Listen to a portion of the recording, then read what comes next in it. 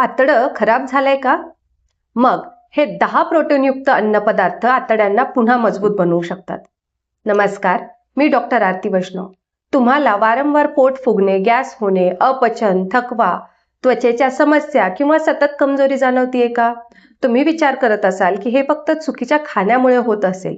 पण जर मी तुम्हाला सांगितलं की या मागचं खरं कारण तुमच्या आतड्यांचं कमकुवत झालेलं संरक्षणात्मक आवरण असू शकतं. आणि सर्वात महत्त्वाचं म्हणजे यासाठी हजारो रुपये खर्च करून सप्लिमेंट्स घेण्याची गरजच नाही.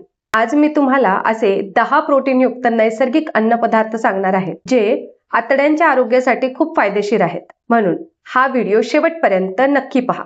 सगळ्यात आधी तर आपण हे बघूया की आतड्यांचं आरोग्य एवढं महत्त्वाचं का आहे. तर आपल्या आतड्यांच्या आतील पेशी सतत नव्याने तयार होत असतात.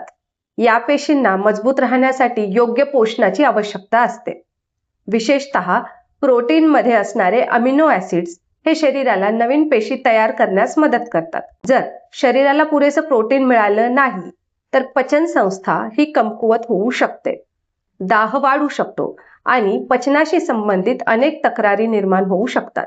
म्हणूनच आज आपण अशा अन्नपदार्थांबद्दल जाणून घेणार आहोत जे प्रोटीन सोबत इतरही उपयुक्त पोषक द्रव्ये देतात. नंबर 1, हाडांचं सूप.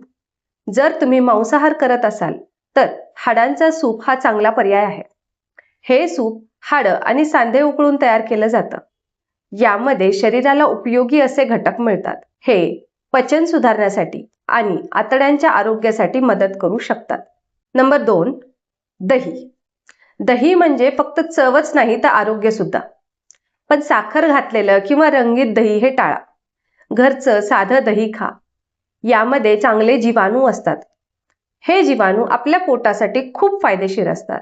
नंबर 3, मासे. विशेषतः तेलकट मासे हे खूप चांगले असतात. यामध्ये चांगल्या दर्जाचे प्रोटीन्स आणि शरीरातील सूज कमी करण्यासाठी मदत करणारे नैसर्गिक स्निग्ध पदार्थ असतात. आठवड्यातून 2 ते 3 वेळा मासे खाल्ले तर त्याचा फायदा हा होऊ शकतो. नंबर 4, अंडी म्हणजे संपूर्ण अन्न. यामध्ये शरीराला लागणारी जवळ सर्व प्रोटीन्स असतात. शक्य असेल तर पूर्ण अंड खा. फक्त पांढरा भागच नाही तर पिवळा बल्क सुद्धा खा. नंबर 5, मसूर डाळ. शाकाहारी लोकांसाठी मसूर डाळ हा उत्तम पर्याय आहे. यामध्ये भरपूर प्रोटीन्स आणि फायबर्स असतात.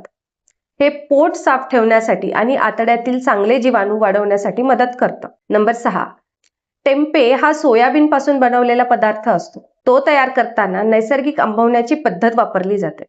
म्हणून तो सहज पचतो आणि प्रथिनांनी म्हणजेच प्रोटीन्सने भरपूर असतो. नंबर 7, पनीर. पनीरमध्ये भरपूर प्रोटीन्स असतात. ते हळूहळू पचत असल्यामुळे शरीराला बराच वेळ पोषण मिळत राहतं. घरचं ताजं पनीर खाणं हे अधिक चांगलं. नंबर 8, हरभरा. उकडलेला किंवा भाजलेला हरभरा हा खूप चांगला नाश्ता आहे. यामध्ये प्रथिने म्हणजेच प्रोटीन्स आणि फायबर्स हे जास्त असतात. त्यामुळे पोटही भरतं आणि पचनालाही मदत होते. 9, छोटे मासे. छोटे मासे हे शरीरासाठी खूप फायदेशीर असतात. यामध्ये प्रोटीन, कॅल्शियम आणि इतर सुद्धा पोषक घटक मिळतात.